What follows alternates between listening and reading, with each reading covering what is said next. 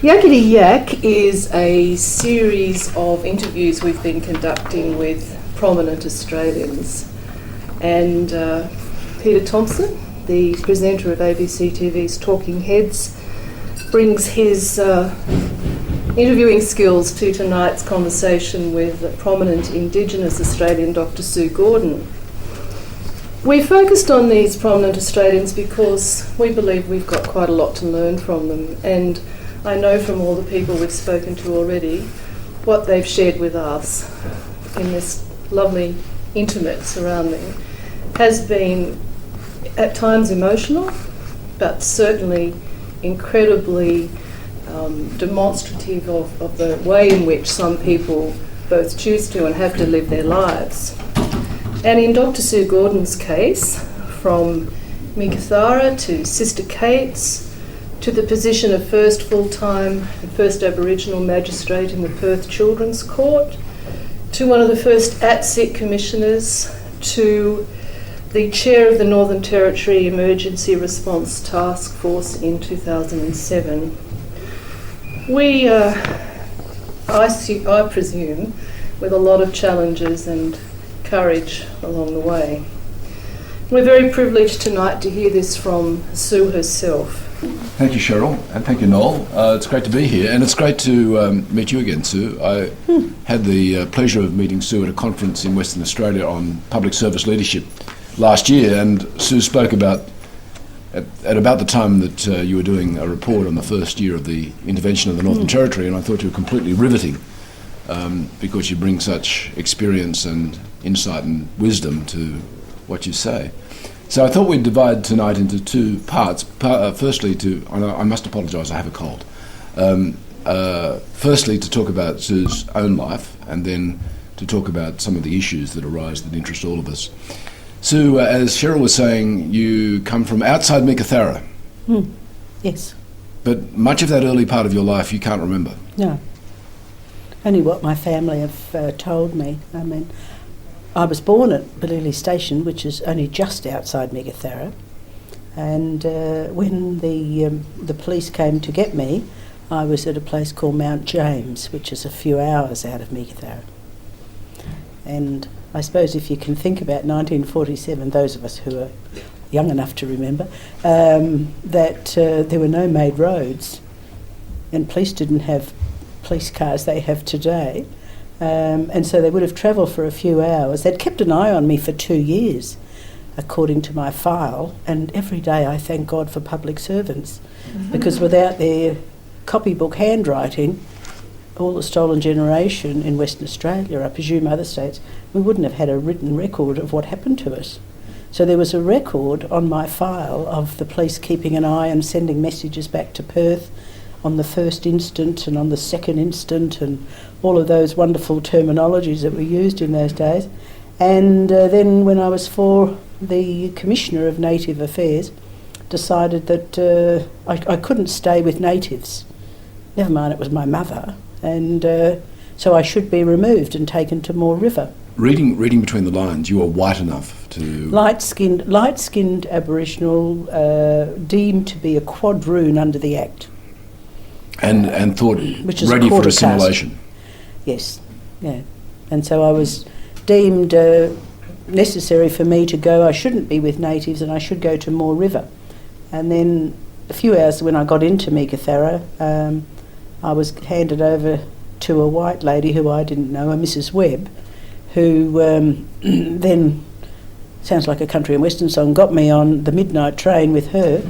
2 days later we got to Perth, but in Meekatharra a decision was made that I was too light to go to Moore River, and so I should go to Sister Kate's. Thank God for that. You know. And Sister Kate, who died not long after you arrived. She died the year before I got there. The year before you got there. She had this gentle disposition. She was an Anglican nun. And there was a lot that could be said in her favour, obviously. Well, she'd come out with some other nuns as a young woman in 1903 from England, and they set up in the wilderness of Perth, 10 kilometres out from Perth, still in is Parkerville. A wilderness, really. But we won't say that.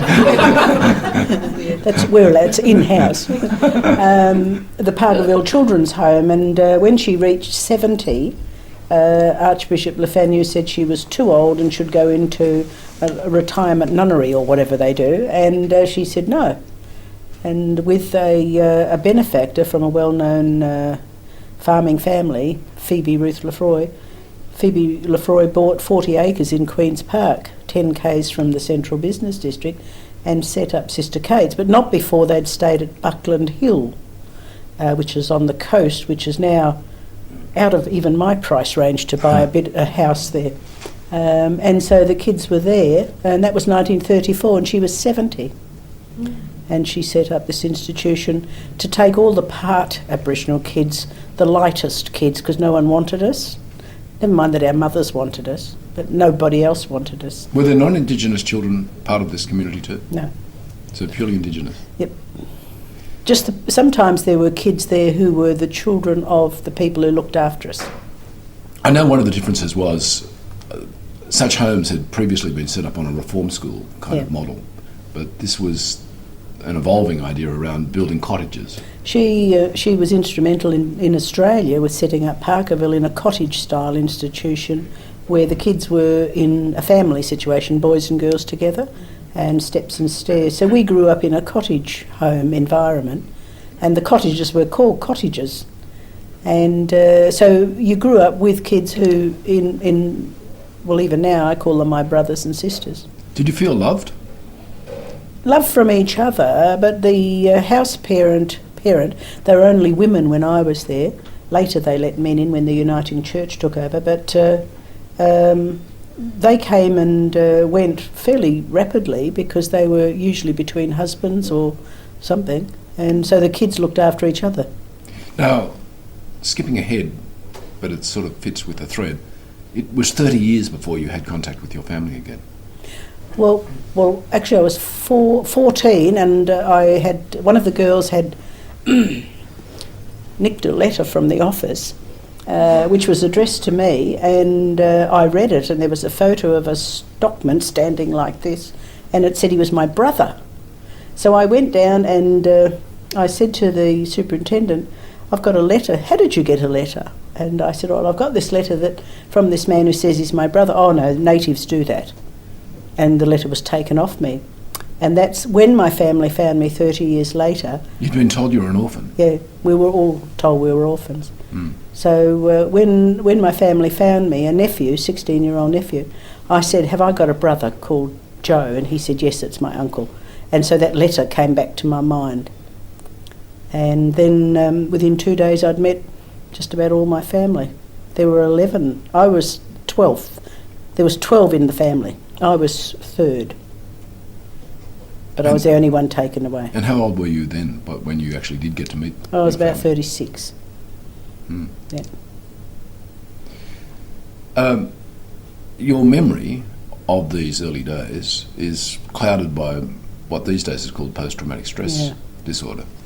My eldest brother remembers vividly me being taken because he was 6, and he told me a couple of years ago at a funeral, he said, I remember when you were taken. I said, what? And he said, I said, why didn't you tell me before? I said, I wasn't ready. So he told me that he can remember me being taken away. And he and Mum looked for me. Where can they look? They didn't have a vehicle. They didn't know anything. They weren't allowed to go anywhere. But they kept asking people. Did you get to meet your mother and father? Never knew my father because he was white, and he had committed suicide in 1955, and he had his own family in Meekatharra, and I promised my mum I wouldn't try and track them down because they were still in Meekatharra. And I met my mum, and she came to me to die. So years later, in 1994, after she'd been to my eldest son's wedding, she missed the younger son because she went into a diabetic coma because Mum refused to be a diabetic. You know, you're supposed to take your tablets, but Mum said she didn't want to be one, so she didn't take her tablets. But it's like a lot of older Aboriginal people, they're just ready to die. Back at Sister Kate's, you thrived at school, Memorial College, as it was called. Memorial Cottage. I lived in the cottage. I didn't actually thrive at school. I won a maths prize in grade 3. I used to That's thriving. Well, I think I had a bit of help because I used to sit next to Bill Musk, now Professor Bill Musk of mesothelioma fame, and his mum was our teacher. He was a twin, and he and I won this maths prize. It was a ticket to the pictures in grade 3, but I wasn't allowed to go because Sister Kate's would have had to find money to get someone to go with me. So it was a bit of a catch-22. But the arrangements were that we were being trained as domestics. So if you didn't do well at school, you were sent out as a domestic. And there's no way was I going to be anyone's domestic. Although we got sent out in the school holidays. By grade 7 and first year high, you were sent out on the long school holidays. I used to go to Dalkeith, and a well-known sports shop in Perth. And I used to mind their grotty little children. I thought they were spoilt children. They were probably. You were called a feral little girl at one stage. Yeah, I was, actually. Who called you that? One of the bigger girls called me a feral child because I had a terrible runny nose and I couldn't speak English when I came, when I was 4, you see, so she called me feral. Yeah, we used to get sent out and we were being trained as domestics. So you put your head down, and I started high school with 7 other kids and 3 of us finished. The others went out to work. Who were some of the other kids that were in that? Well, there were bigger boys the Polly Farmer, who played for East Perth, and he played for Geelong. Polly approached John Toohey, a former High Court judge, about 10 years ago and asked about education, and out of that has been set up the Polly Farmer Foundation, which helps Aboriginal kids with their homework just about right across Australia. I'm a patron and a board member, and then there was Ted Kilmurray. He played for East Perth. Several of our boys played for East Perth, so we were automatically barred for East Perth. You wouldn't have dared, vote for anybody else. And then Ken Colbung, who's a well-known West Australian Aboriginal man. Kate George is a lawyer. We've had girls who went on and did registered nursing training. A couple of school teachers in there.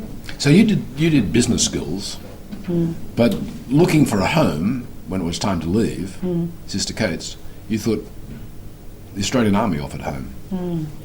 Well, the only reason I did business college, I got a scholarship, was because the teacher at high school, I was quite good at typing, and so she got me to sit for a scholarship, and I got a scholarship to business college. But that posed problems because the Sister Kate's had to find money for the train fare each week. And then I was working, and you had to leave the home as soon as you started to work. There was no coming back. And I didn't have anywhere to live, and I'd asked the welfare, because by now I'm made a ward of the state. And I was made a ward of the state because I was declared destitute. I was declared destitute 10 years after the government took me away and put me in Sister Kate's, and my father had committed suicide, so I'm now destitute, and I'm made a ward of the state for that reason, because my father he wasn't paying maintenance.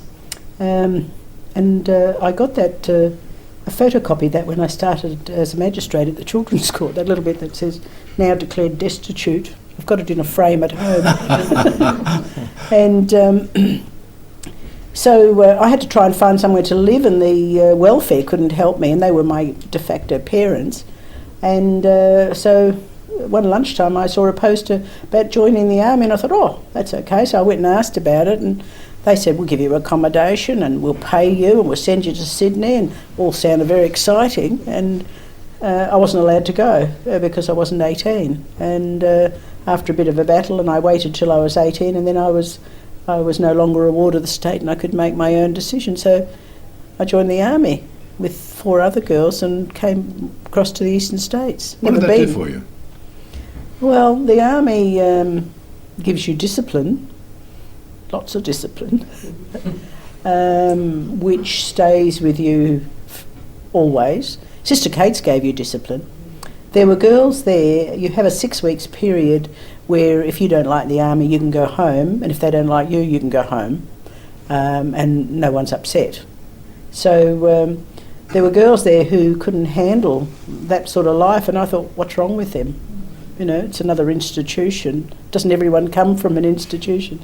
And so I made some friends, and because I was a shorthand typist by now, I was sent off to Signals with another girl from Perth, because we were both shorthand typists, and sent down to Melbourne to the Women's Royal Australian Army Corps down there. And we ended up living at Watsonia. After the army being a small network of people, there was an army officer who employed only ex-army people at Carnarvon, and you ended up working as a teleprinter operator. They don't exist these days, teleprinter operators, working on the Gemini and Apollo projects. Yeah. And it got you back to Western Australia. Yep, I'd gone back to Western Australia, and I really wasn't fussed about a job, and I had to cut out some money I owed Sister Kate's, and so I thought, oh, there's a job here, sounded interesting, working for NASA, and so I applied. I didn't even have an interview, I was just asked when could I come. And it wasn't an officer, it was my old staff sergeant, and when I arrived at Carnarvon, that was my first time I'd met Wilson Tuckey, by the way, because he used to That would have been a memorable he used to occasion. own the Port Hotel. No one forgets that. He owned the Port Hotel where we used to stay, the tracking station staff, and I eventually was made the mess spokesman. But I got to the tracking station, and there's my old staff sergeant who said, well, where have you been? And everybody in the teleprinter centre was ex-army, because he would only take ex-army because he knew what you were like. And the USB section, which was all the radar, they only took ex-Navy, and the other lot only took ex-Air Force. So it was all ex-service, except for one area, which was civilians, we called them, and we were all civilians. Well, the location there was an obvious... It's all gone now. Yes, but it was a building block for what you did then, which was to start working with Aboriginal communities. Yeah. Well, I had cousins in that town, and I didn't know. And I saw the appalling situation for Aboriginal people, and this was 1967. And I was engaged to an SAS soldier who little 18-year-olds we'd met in the army, and he was in Vietnam. And then when he came back, we got married and we went to Port Hedland, and that's when I started working for Aboriginal people in Port Hedland, and 2 sons later. This was to lead in the mid-80s to you being made the first Aboriginal head of a government organisation, a government commission, Aboriginal commission. Well, that was part of my plan. I was very ambitious because I needed to have good jobs to get my kids. We only ever had one plan, primary school, high school and university. And all the Aboriginal kids in Hedland knew that that's what my kids were going to do, because I didn't have that, and we were denied education in the early days. And so I was applying for all sorts of jobs well above my level, but I didn't think above my capabilities, and being modest. But I needed to have good money to support my kids through uni. And when I applied for that job, later on I found out that I was given the job because I was the only Aboriginal woman who applied, so I don't have make any bones about that. It was called Commissioner for Aboriginal Planning. What did that mean?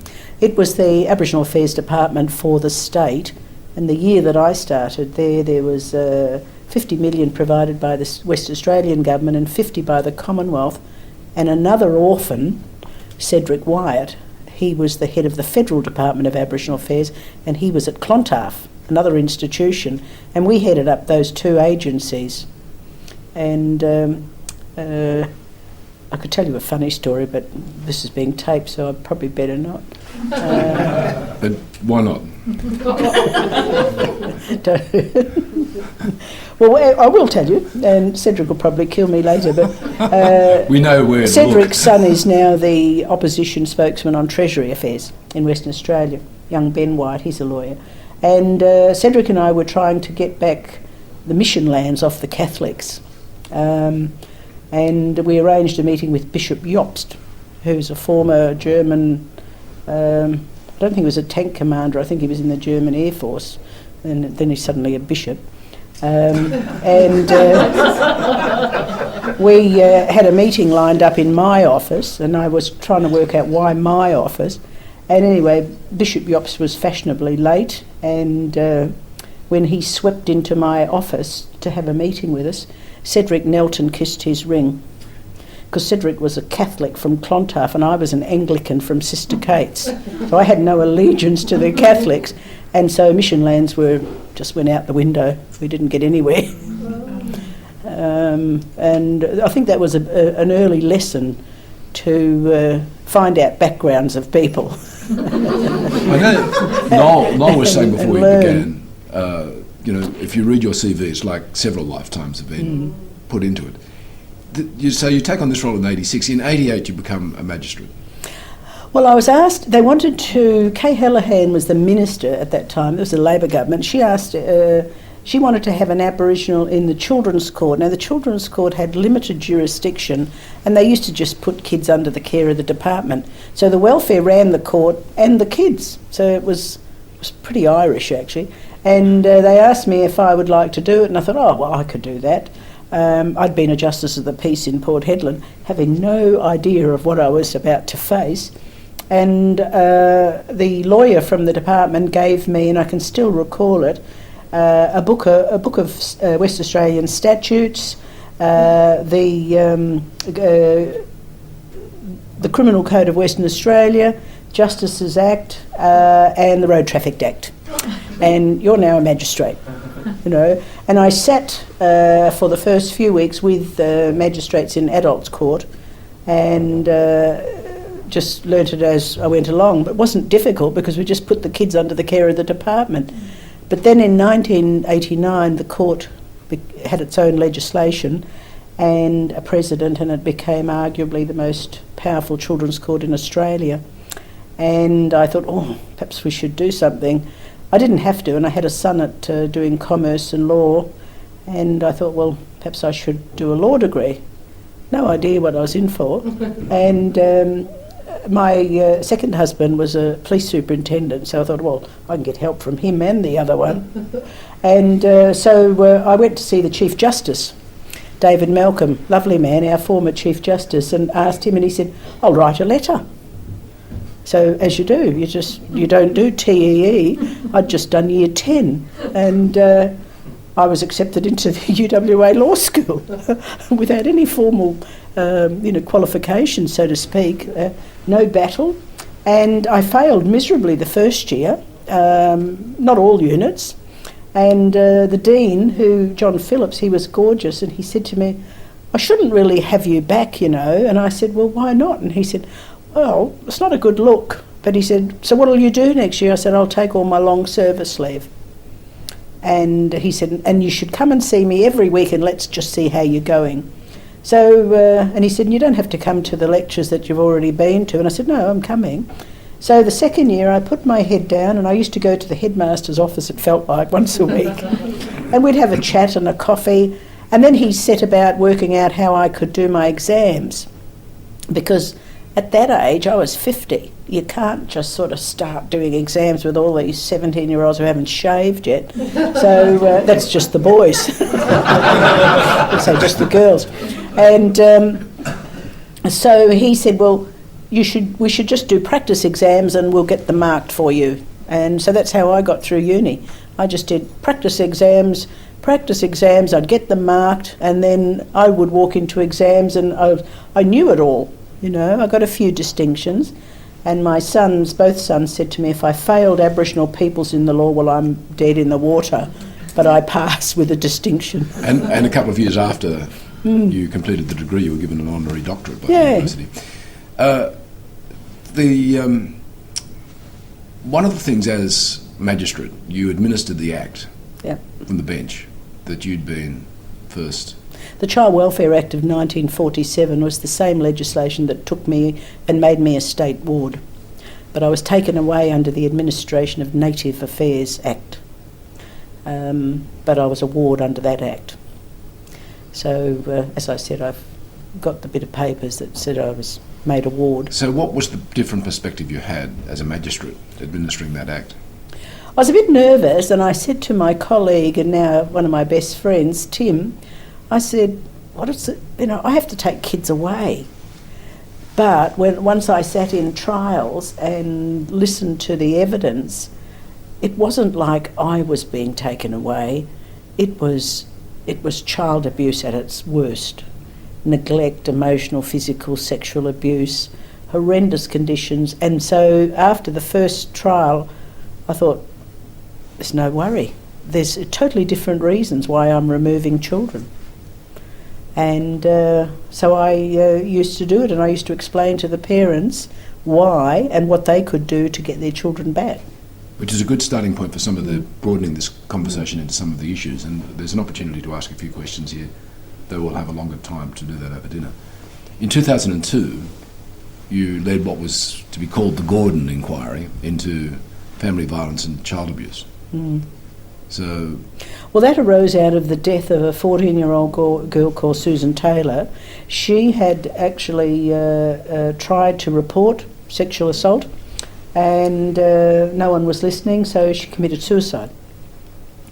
And her parents wanted us to always say her name. And I say her name everywhere because her parents want her name constantly out there. And we had 6 months to do it, and a gorgeous friend of mine who's got cancer, and I was trying to see her today, Carol Peltola, lives here in Brisbane. She used to head up DOCS in Sydney. She came across as our linchpin with a background in child protection as well. And I handpicked the people who I wanted. The government were going to give me people, and I said, no, I don't want your people, with respect. I wanted my own people who I knew from the court, and seconded off a couple of people I'd done my law degree with. And so we became a really tight-knit group.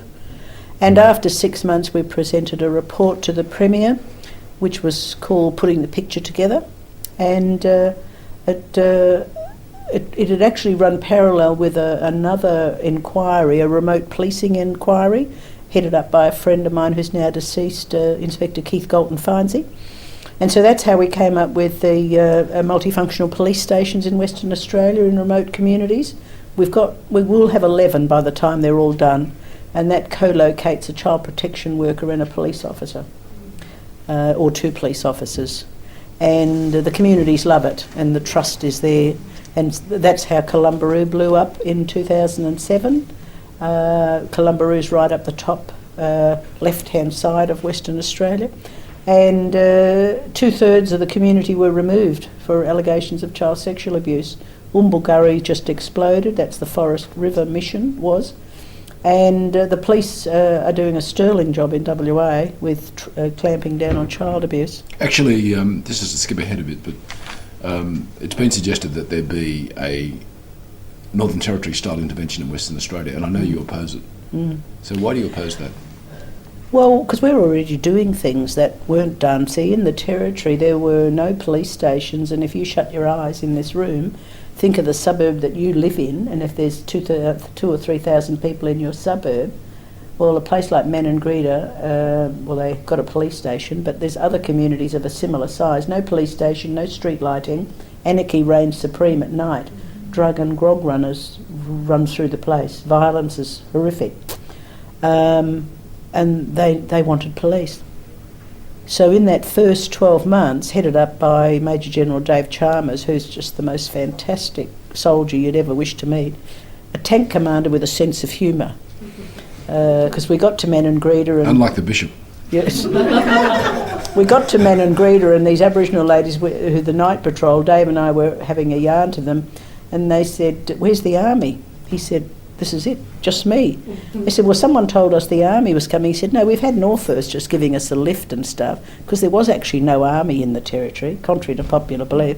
Northwest, mostly Aboriginal soldiers, were helping us with logistics. And anyway, one of the ladies said, "I thought you were bringing tanks." And Dave said, "I haven't actually got a tank." He said, "I'm a tank commander without a tank." And so we had a laugh, and he said, "Why do you ask?" And they said, "Well, we were going to show a leg in front of the tank." So sense of humour prevailed, and he was just brilliant. In that first 12 months we were on the ground, he put 18 fully equipped police stations on the ground. 18. You're in this unique position to comment on this because of the background that we've been talking about, but also you took on this role for the first 12 months as chair. Full-time chair, yeah. the It meant I had to intervention. be on the ground, and I had virtually a free rein, and I had to talk about the emergency response. I had to travel around Australia. I went to the Children's Hospital and I spoke to doctors who had a totally different view until they heard what I said. I would speak anywhere to explain about the emergency response, but I had to be on the ground, so I took 12 months leave out of the court. And because it was about child abuse, my president, a judge, he said, fine, that's great. It just suits us, down to the ground to have you out there. And the police were very good. I worked closely with the Australian Crime Commission, who were set up just before us, the National Indigenous Intelligence Taskforce in Alice Springs. And I'd already, as a magistrate, been working with the Substance Abuse Indigenous desks in Alice Springs, which was a tripartite agreement between the Territory, South Australia and Western Australia, stopping drugs and things going into the community. So I'd already been doing all that work. So it was really to go out and to have to explain to people what constitutes child abuse, because a lot of people just thought child abuse was child sexual abuse. People could not really equate the fact that if you went off gambling for 3 days on end, who was minding your children? You might have left them with your auntie, but after 2 days she's sick of it, so she's handed them to somebody else.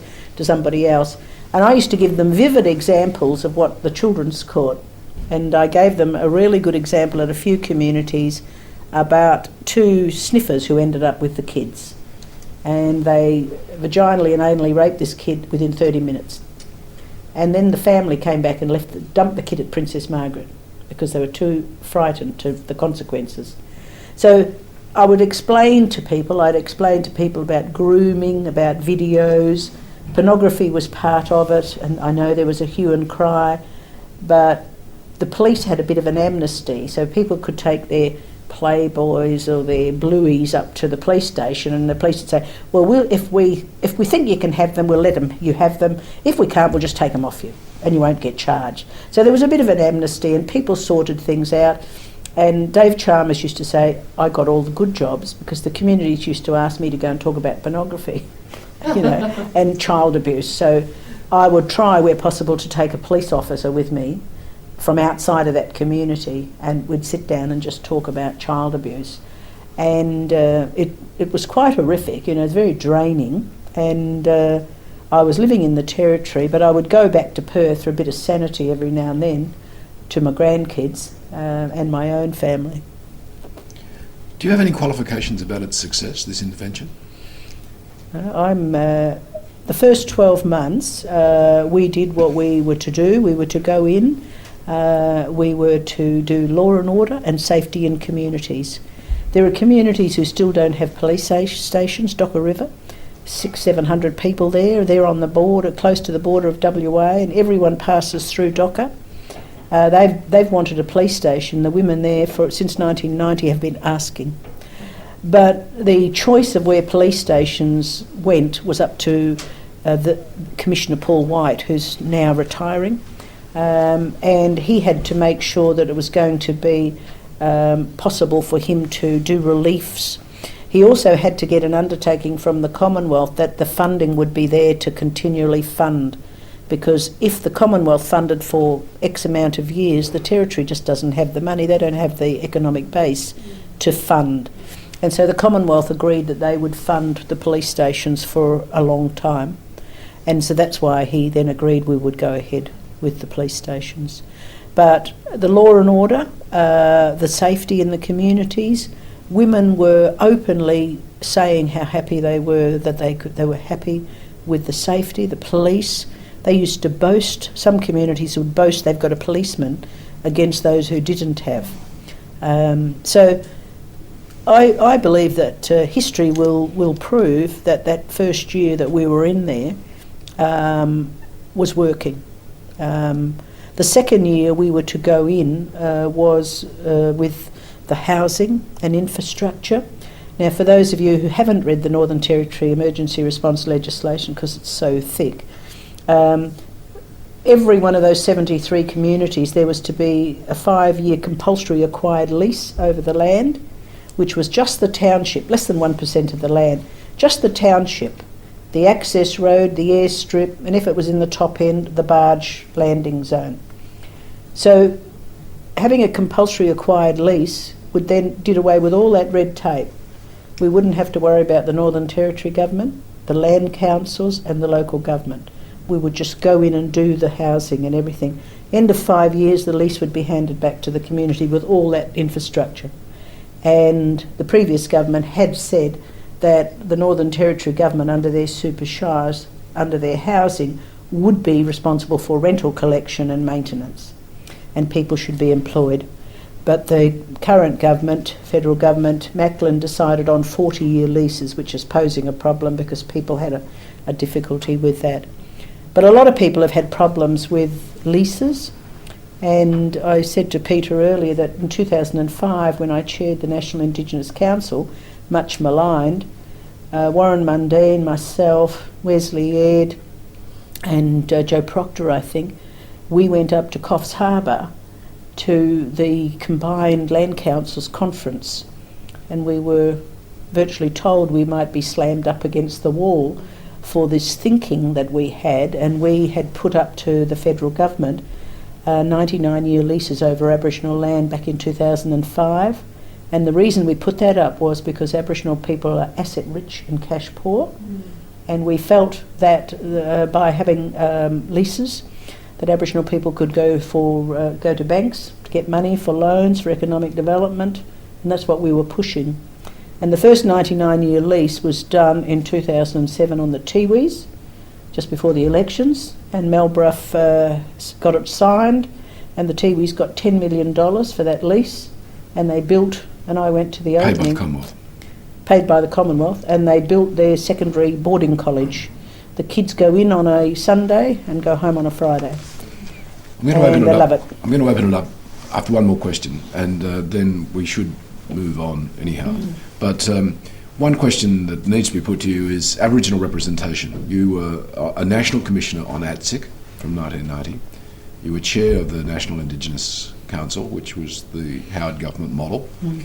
And now this is all out open to debate again about what will be the next stage.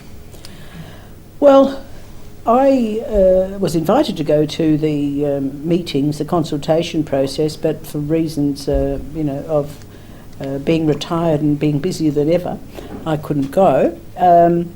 But just to give you the picture, the National Indigenous Council, for the 3 years we were there, what the Howard government did, we had access 2 to 3 times a year with 10 ministers in one room, in the cabinet room, because there was the single budget item for Indigenous affairs.